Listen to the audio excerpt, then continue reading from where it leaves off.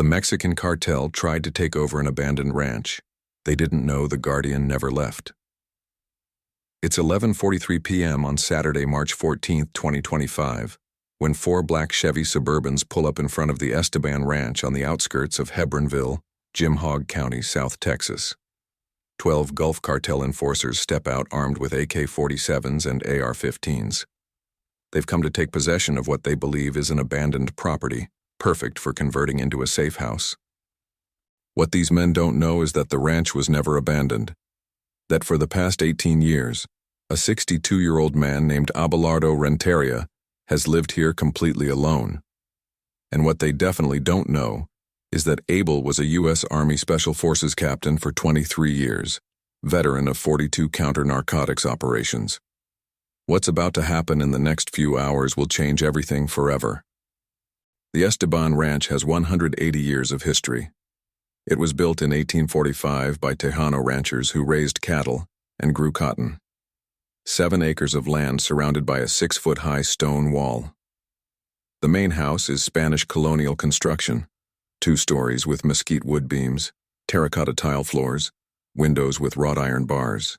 It has 14 rooms, a central courtyard with a Texas limestone fountain that no longer works, stables converted to storage, a small chapel with a half-collapsed roof.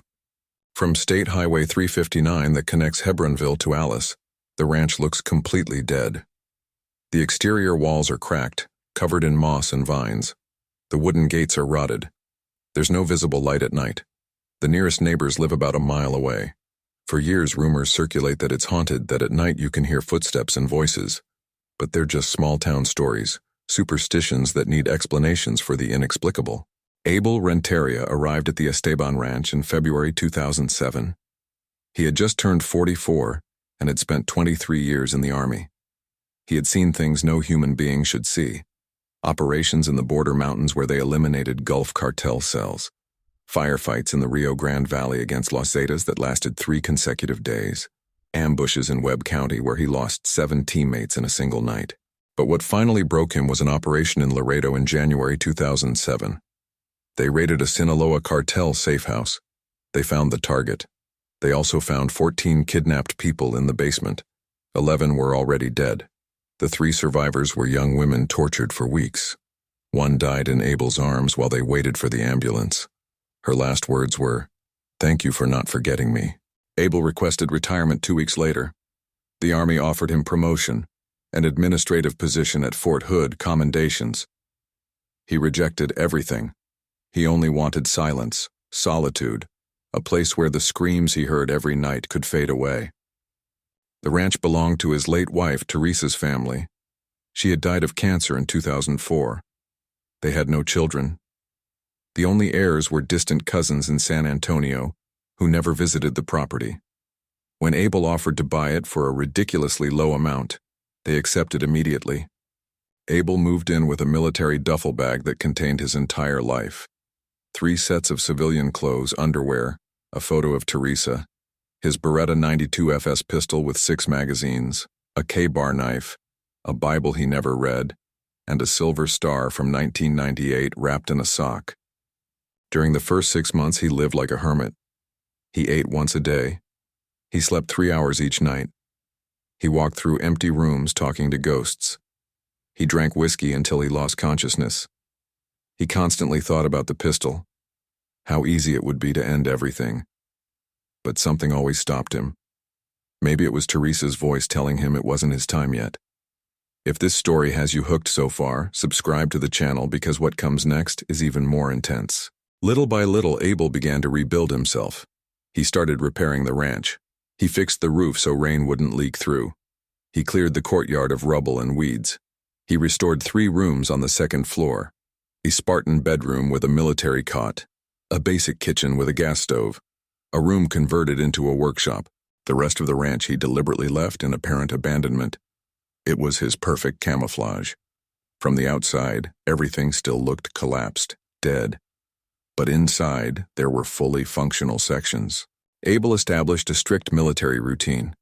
He got up at 5 in the morning, he ran 6 miles. He did 300 push-ups, 200 squats, 500 sit-ups. He practiced hand-to-hand combat against imaginary enemies. He ate oatmeal with fruit for breakfast. He dedicated mornings to working on the ranch. He ate at noon. He spent afternoons reading old books or sitting watching the clouds. He ate dinner early. By 8, he was already on his cot. He slept with the Beretta under his pillow. For 18 years, he lived completely alone. He had no phone, internet, television. Once a month, he walked the 4 miles into Hebronville to buy supplies: rice, beans, oil, salt, coffee, soap, batteries. He paid cash with his military pension. The shopkeepers knew him as the hermit from Esteban, a strange but harmless man. Nobody knew who he really was. But Abel hadn't forgotten his training. Each month he dedicated 2 days to maintaining his skills. He practiced shooting in a remote field. He fired 100 rounds, checking accuracy, speed, shooting while moving. He maintained his physical condition at the level of an active soldier. At 62, he could run 6 miles in 58 minutes. He could do 100 consecutive push-ups. He could disarm an opponent in 3 seconds. And there was something else. During those years, Abel had converted the ranch into a tactical fortress. He knew every inch of the terrain. He had dug escape tunnels. He had installed traps, invisible wires connected to bells, boards with nails under dry leaves, pits covered with branches around the perimeter. He had hidden weapons in 6 locations, the Beretta always with him, a Remington 700 rifle buried under the chapel floor, a machete in the stables, knives in 3 rooms, an axe behind the kitchen door. It wasn't paranoia. It was preparation. 3 times in 18 years, groups of criminals tried to enter. In 2009, 4 young men came at night thinking they'd loot objects. Abel let them climb the wall, walk to the courtyard. Then he activated lights, blinding them. He appeared with his Beretta aimed. He gave them 10 seconds to leave. They ran so fast, one twisted his ankle. In 2014, 2 men tried to steal tools during the day.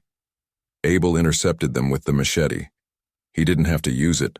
The look in his eyes was enough. In 2019, Gulf Cartel street dealers used part of the land to hide marijuana. Abel watched them. He waited for them to leave. That night, he loaded everything and burned it. When they returned 3 days later looking for their merchandise, they found nothing. But tonight is different. Tonight, 12 Gulf Cartel enforcers are coming, armed with orders to take possession of the ranch. It's 11:43 when Abel hears the engines. He's sitting on his cot reading about the Texas Revolution by kerosene light. The sound is unmistakable. V8 engines approaching fast. He gets up slowly. He turns off the lamp. He walks to the window without noise. From the 2nd floor, he has a view of the main gate. He sees the 4 black Suburbans stop. He sees the 12 men get out. He sees the long guns. His breathing remains calm. His pulse doesn't accelerate. After 23 years in the Army and 18 living alone, Abel knows that panic is the first enemy. He moves to his secret hiding place in the wall. He takes out the Beretta. He checks the magazine, 15 rounds. He puts 3 extra magazines in his pockets. He puts on his military boots. He takes the K-bar knife and secures it to his belt.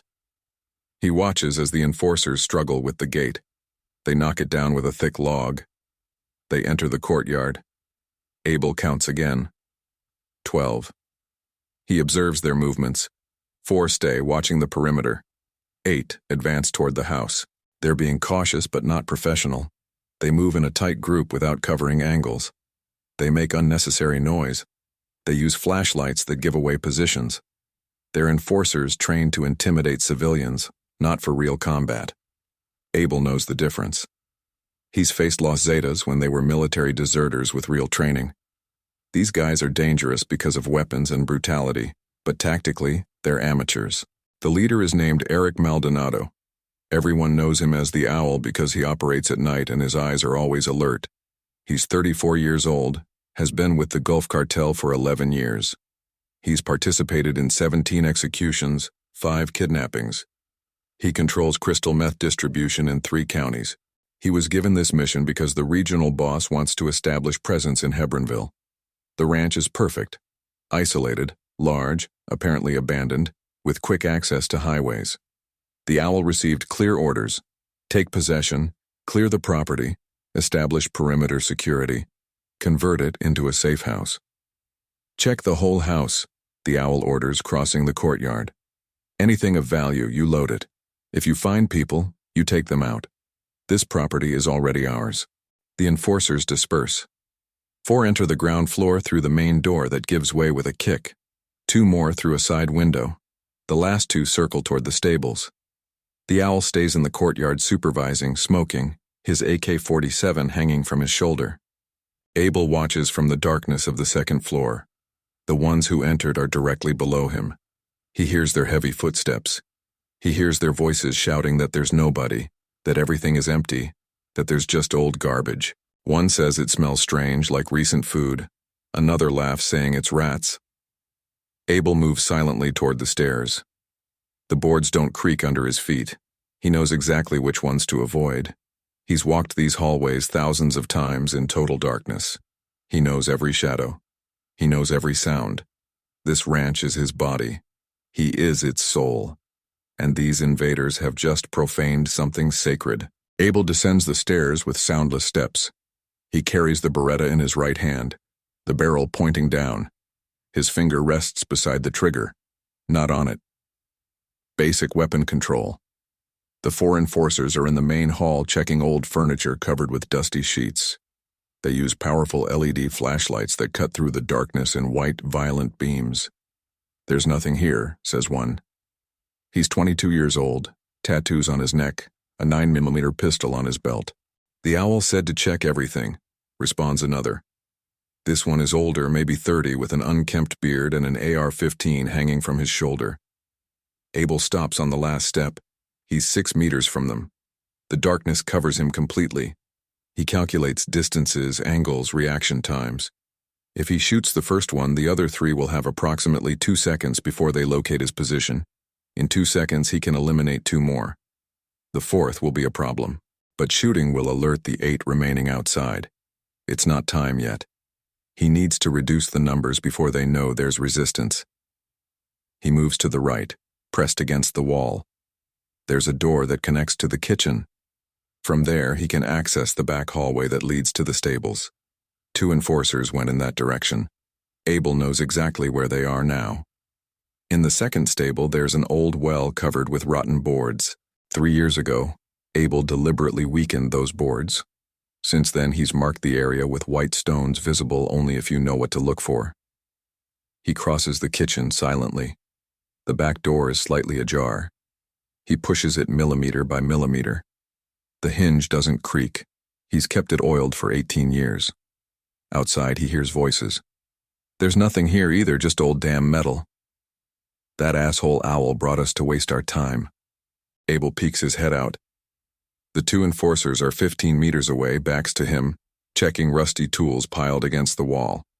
One has a sawed-off shotgun, the other an AK-47.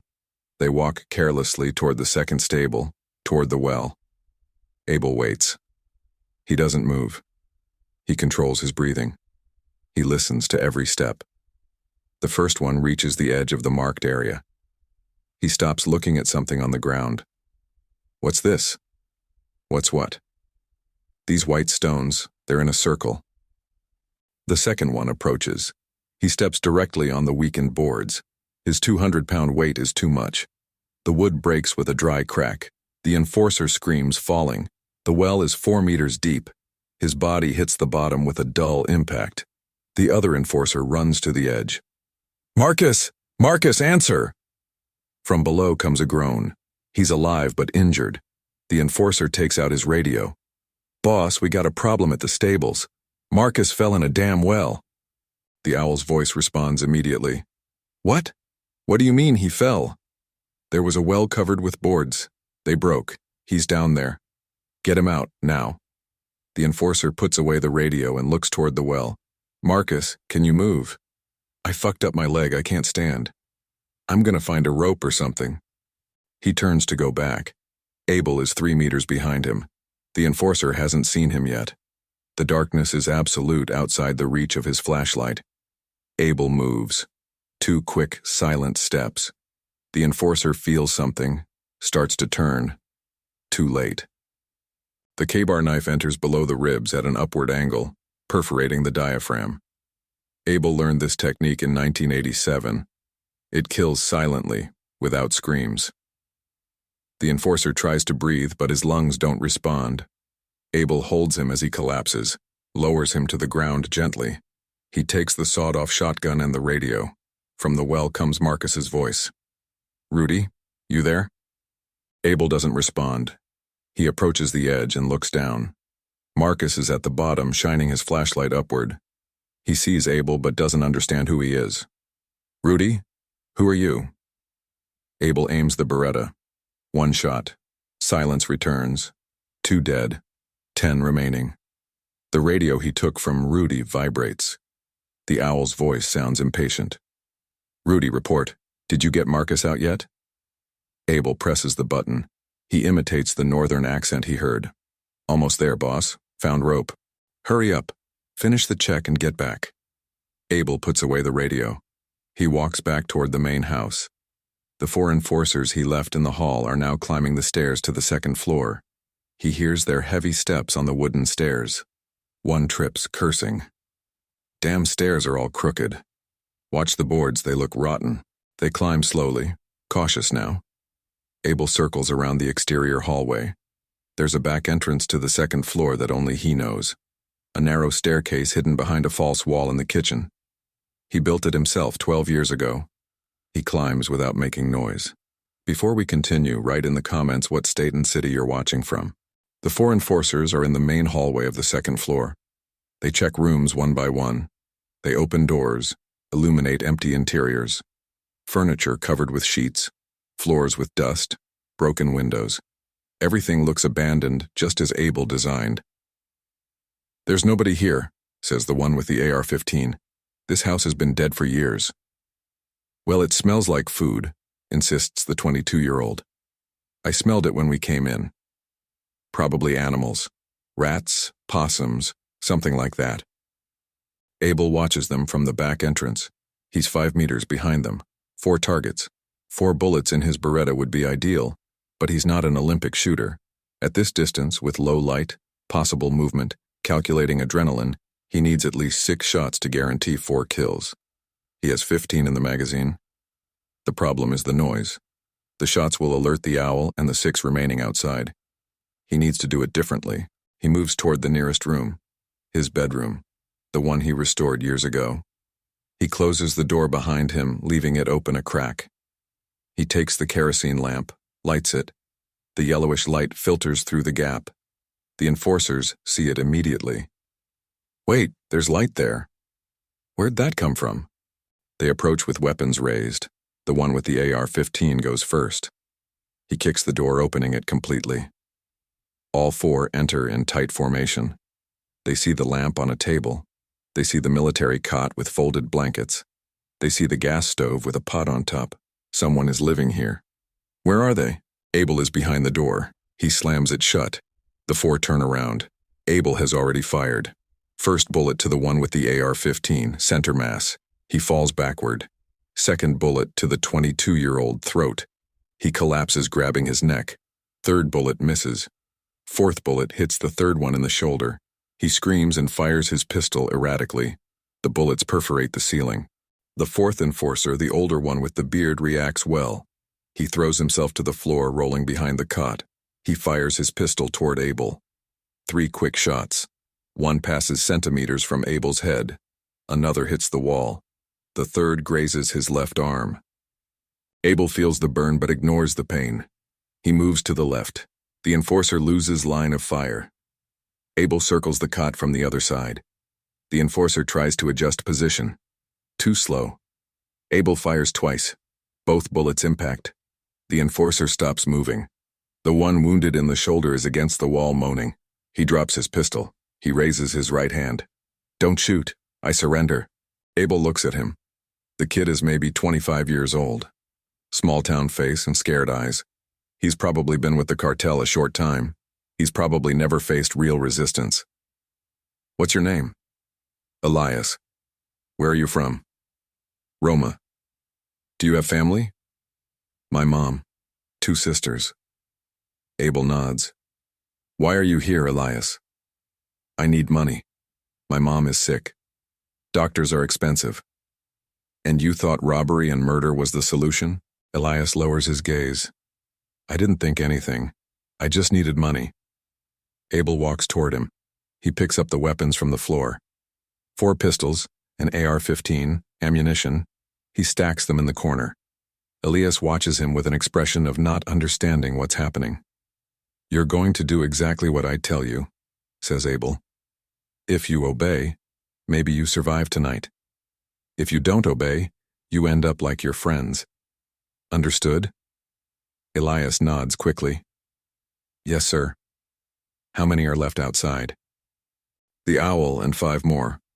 One is the Rock, the second in command. He's bad, sir. Worse than the Owl. What weapons do they have? AK-47s, all of them. The Owl and the Rock also have pistols. A Glock and a Colt.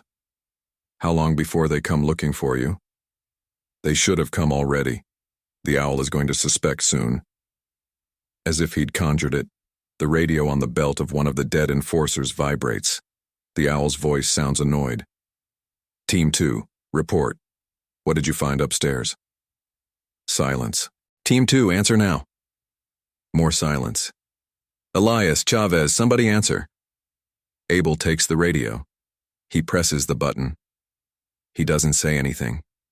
He just lets the Owl hear the static, the heavy silence of the second floor. The Owl understands immediately. His voice changes. It's no longer impatient, it's dangerous. There's somebody in there, everyone alert. Team 3, surround the house. Nobody enters or leaves.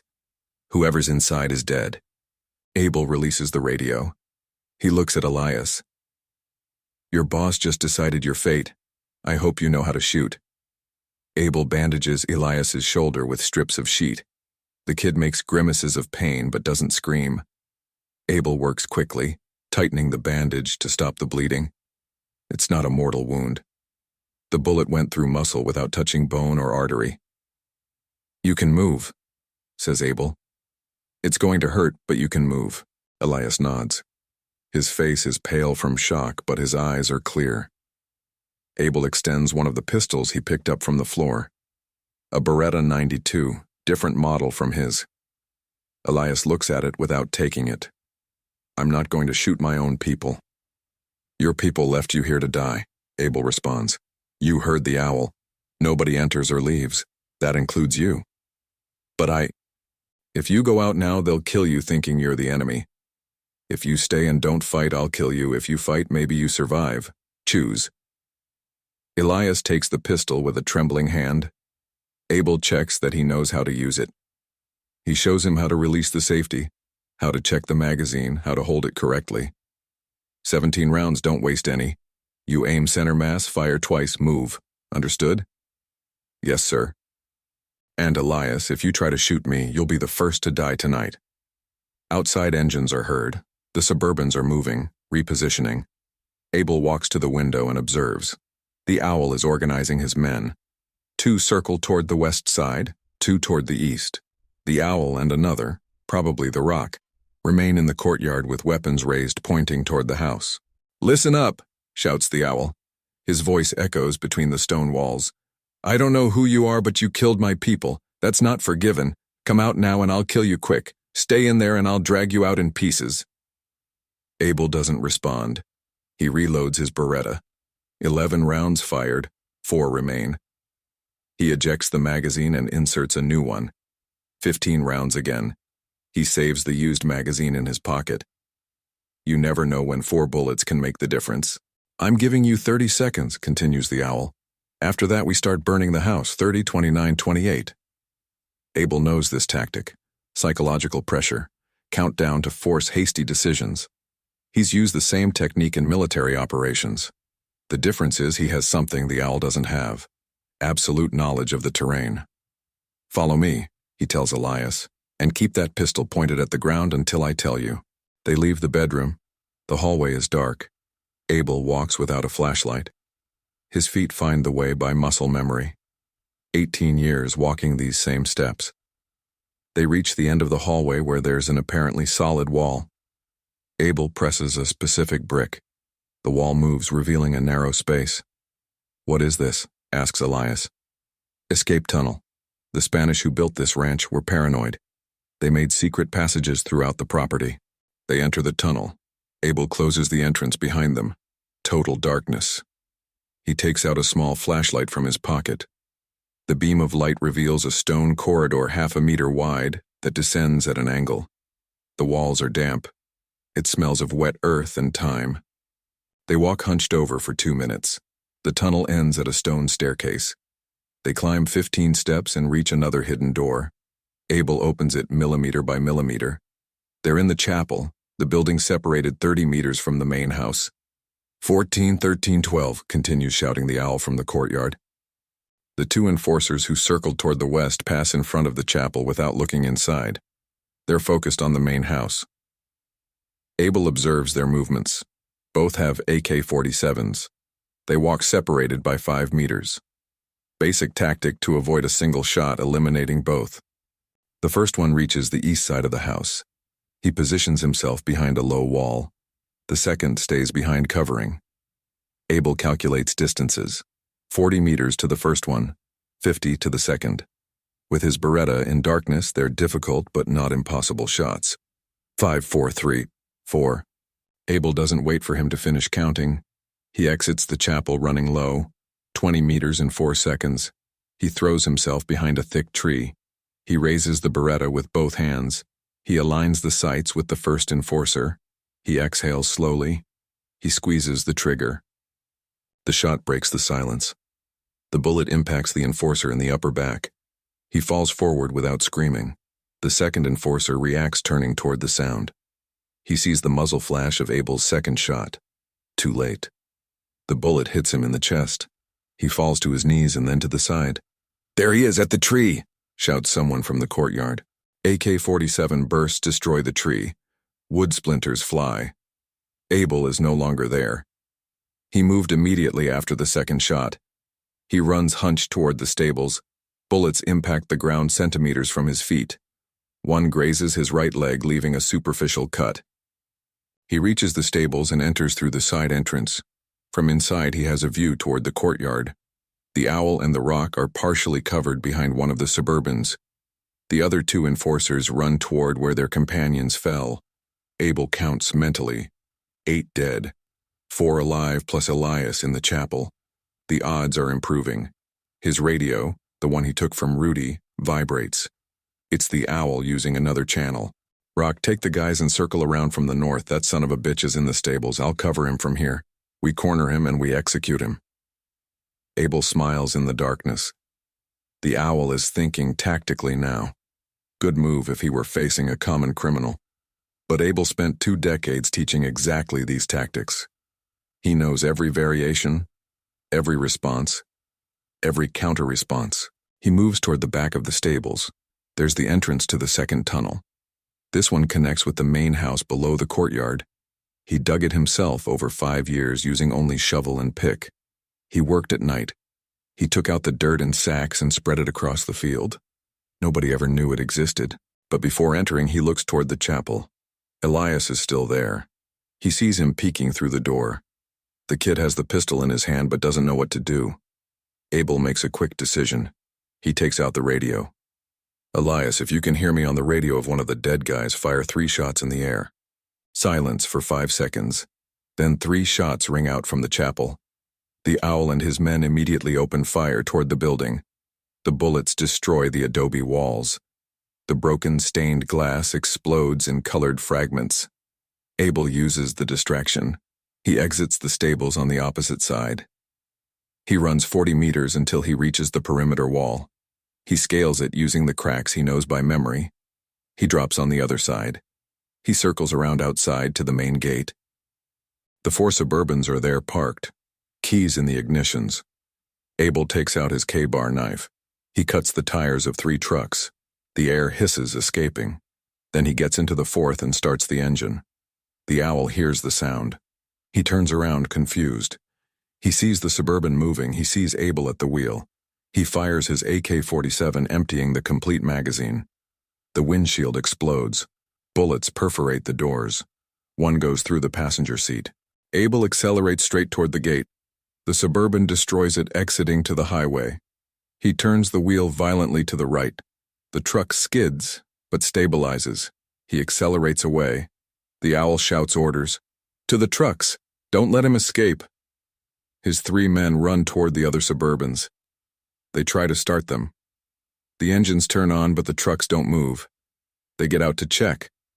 They see the cut tires. He's playing with us, roars the Owl. The Rock looks toward the darkness of the road. Boss, we gotta go. That old man is massacring us. We're not leaving without finishing this. Boss, we already lost 8 men. We don't know who he is. We don't know what else he's got prepared. This got out of control. The Owl spits on the ground. He looks at the ranch.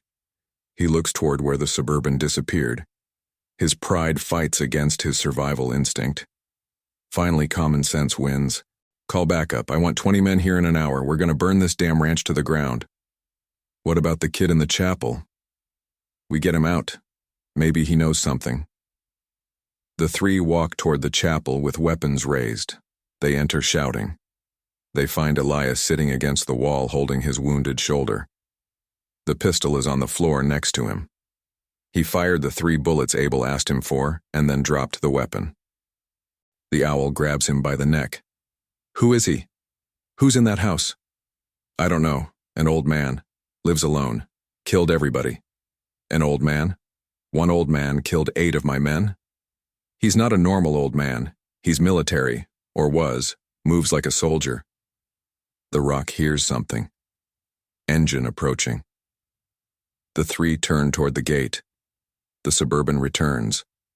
It enters the courtyard at high speed. The headlights blind. Abel drives with one hand. With the other, he holds an AK-47 out the window. He opens fire without stopping. Full burst. 30 rounds in 3 seconds. The Owl throws himself to the ground. The Rock tries to run. 3 bullets impact his back. He falls dead before taking a second step. The 3rd enforcer shoots toward the truck, but the bullets bounce off the metal. Abel turns the wheel. The Suburban skids. It stops blocking the chapel exit. He gets out with the Beretta in one hand and the AK-47 in the other.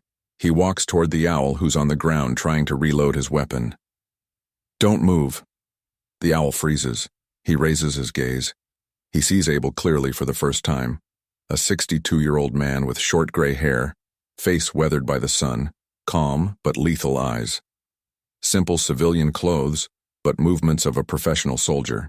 Who are you? Asks the Owl. The Guardian, Abel responds. The one who never left. Abel aims the Beretta directly at the Owl's forehead. His finger is on the trigger. 2 more pounds of pressure and the enforcer dies. You called backup, says Abel. The Owl doesn't respond. Abel presses the barrel against his skin. 20 men in an hour. I heard you. Yes. How much time passed? 15 minutes, maybe 20. Abel calculates. 40 minutes until they arrive. He can't stay. He also can't leave the Owl alive. Get up. The Owl obeys. Abel takes his AK-47, the Glock from his belt, a knife, the radio, the cell phone. He finds a switchblade at the ankle. He throws it far away. Walk toward the house. They go up to the 2nd floor. Abel takes him to the bedroom. The 3 dead enforcers are still there. Dark blood on the floor. Sit against the wall. Abel takes out rope. He ties the Owl's hands behind his back. 3 loops. Sailor's knot. Impossible to untie. Then he ties his feet. Are you going to kill me? Not yet. Abel goes down to the chapel. Elias is still sitting, pale from blood loss. The bandage soaked red. Come with me. He helps him walk. They go up to the 2nd floor. Elias sees the bodies and turns his face. Abel checks his wound. He needs a hospital soon. 12 hours maximum before serious infection. Why are you helping me? Because you reminded me of myself 30 years ago. Abel walks to the window. He observes the courtyard. 11 bodies. 11 families that will receive terrible news. He feels the weight, but not remorse. They came to invade. The owl speaks. Were you military? 23 years. What rank? Captain. Special Forces. The owl whistles. That's why you massacred us. You were dead from the moment you decided to come. Abel sits down. He places the Beretta on his thigh. He's tired. Not physically. Mentally. He spent 23 years in violence. He retired seeking peace. 18 years of silence. And now this. Did you know someone lived here? The owl shakes his head. Everyone says it's abandoned, haunted. I've lived here 18 years. Alone. Why? Abel looks at the stars through the window. Because I saw too many bad things. Did too many bad things. Needed to forget. Did it work? No, it never works. But at least I was alone with my ghosts. Elias asks, how many did you kill in the army? I stopped counting after 40. Do you regret it? Some, yes. The ones I killed defending innocence don't keep me awake. The ones I killed following stupid orders haunt me every night. Abel takes out the owl's cell phone. Unlock it. What for? Unlock it or I break your fingers. The owl gives the code. Abel searches contacts. He finds regional boss. He dials. It answers on the third ring. You finished? I'm not the owl. Silence for 3 seconds. Who are you? The owner of the Esteban Ranch. The owl and his men entered without permission. 11 dead. 1 tied up. 20 more are coming and they'll also die if you don't stop this. Abel hears controlled breathing. A lighter. Smoke exhaled. You killed 11 of my men. They invaded my property. I defended myself. Who are you to kill my enforcers? Someone who prefers peace but is trained for war. The man laughs. You got balls. Give me your name. No. Give me a reason not to send you 50 men. Because if you send 50, I'll kill 30 before I die. Because your war is against other cartels, not against an old man. Because you can take any property, but this one will cost you too many men. What about the owl? I'll return him if you cancel backup. And if not? The owl dies first, then the 20. Then I'll come for you. The man exhales smoke. I can't leave this without consequences. I'd look weak. Tell them I killed them defending my property, that the owl made a tactical error. Lesson about not underestimating unknown targets. What do I gain? I return the owl to you. I give you information about the dead to notify families, and my word to never interfere with your operations if you respect this property. The man considers. Abel hears ice in a glass, liquid poured. Are you military? I was. Special Forces? Yes. The man laughs. That's why. I accept your proposal. No backup is going. I'll send a truck in an hour for the owl. Alive? Alive. The bodies? Also, except 2 in Wells. One more thing, Captain. This conversation never happened. If they ask officially, I deny everything, you too. Agreed. If we meet again, let it not be as enemies. The call ends. Abel looks at the owl. Your boss spared your life. Use it better. Abel spends the hour preparing bodies. He brings them down one by one. He places them in the courtyard with sheets. 11 dead men. Hard work, but he does it with respect. They have mothers waiting for them. At 1:37 a.m., a Ram 2500 arrives. 4 men get out without visible weapons. Abel opens with Beretta in hand. We came for the owl and the bodies. Come in. They see the 11 covered. The perforated walls. Dried blood. 1 whistles. 1 man did this. Abel hands over a note with coordinates of the wells. He brings down the owl tied up. The 4 load everything in 15 minutes. The leader looks at Abel. The boss will respect the deal. The ranch is off limits permanently. Good. He says he admires your work. If you need anything, contact him. I only need to be left alone. They leave. Abel closes the gate. He returns to the courtyard. He sits on the dry fountain. Elias comes down limping. What about me? I'll take you to the hospital. I'll tell them I found you wounded on the road. You don't say anything. Why are you saving me? Because there's still time for you to be something better. Elias cries. I don't know how. By going far away, changing cities, looking for honest work. It's hard, badly paid, but it lets you sleep. My mom needs expensive treatment. Abel takes out his wallet. $300.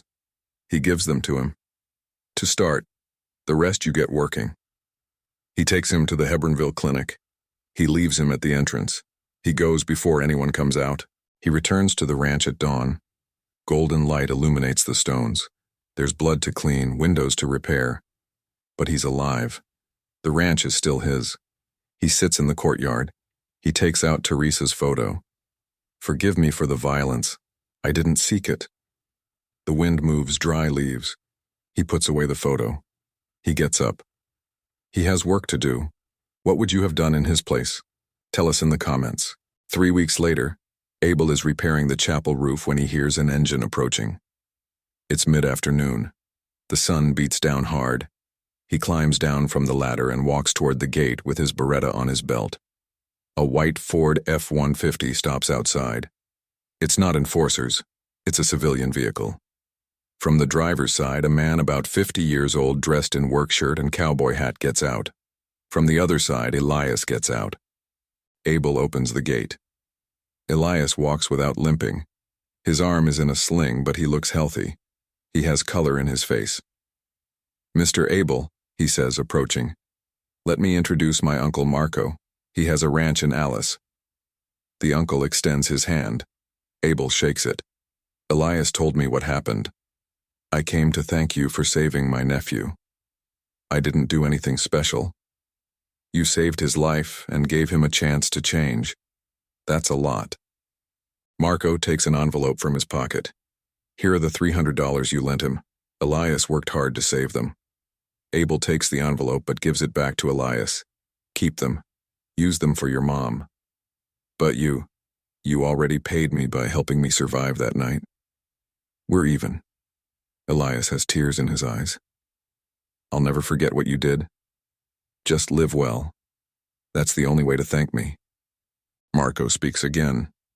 Elias is working on my ranch, taking care of cattle, fixing fences, honest work. He's learning. I'm glad. I also wanted to warn you about something. In town, there are rumors about what happened here that night. They say the Gulf Cartel lost 11 men. They say a ghost killed them. They say the ranch is really cursed. Let them keep believing that. Don't you want them to know the truth? The truth only brings problems. Ghosts keep people away. Marco nods. He understands. They say goodbye. The truck drives away, raising dust. Abel closes the gate and returns to repair the roof.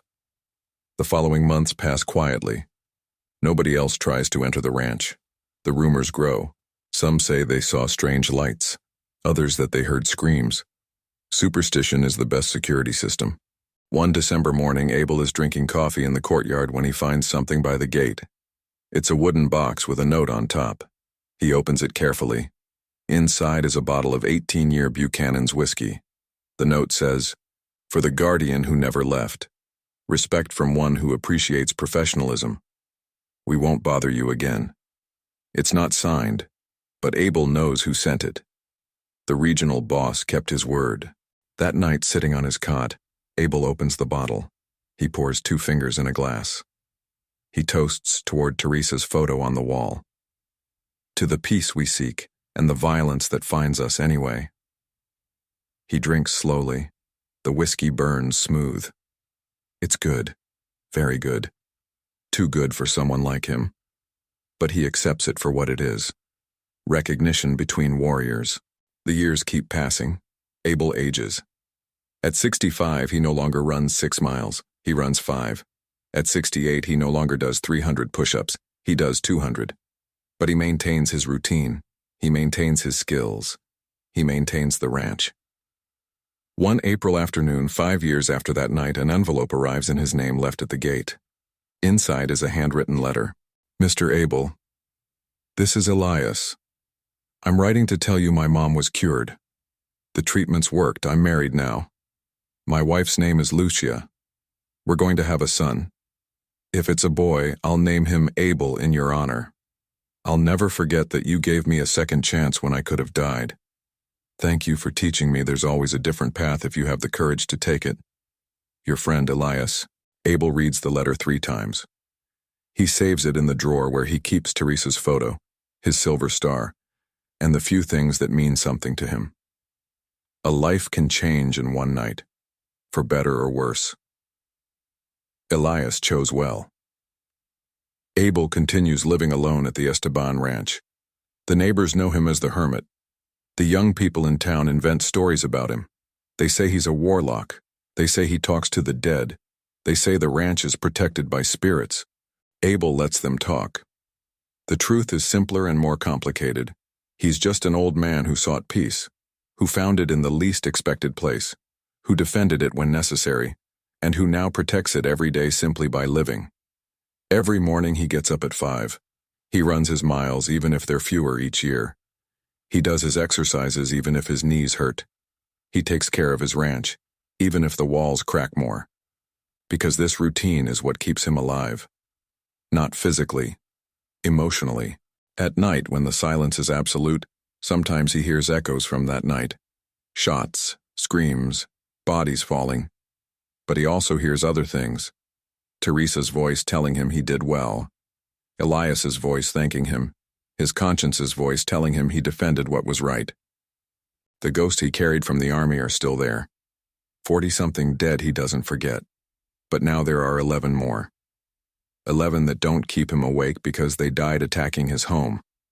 There's a difference between killing by orders and killing for survival.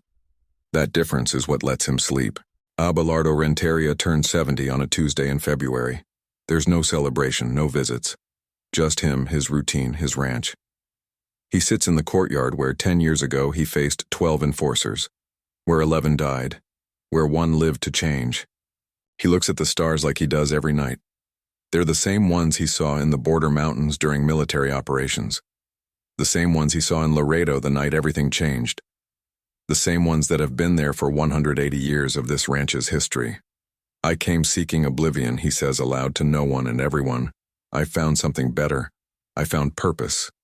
The wind moves the leaves. An owl sings from the big tree. The night is alive with sounds Abel knows by memory. This is his land. This is his home. And as long as he has breath in his body, nobody will take it from him. Because Abel Renteria learned something in 23 years of military service and 19 years of solitude, that sometimes peace is not the absence of violence, but the will to defend it when necessary. That retirement doesn't mean weakness, but choice. That a guardian doesn't need recognition or glory, he only needs to be present when it matters. And that March night when 12 enforcers invaded the Esteban ranch thinking it was abandoned, they learned the hardest lesson, that some guardians never leave. They only wait in silence. They watch from the shadows.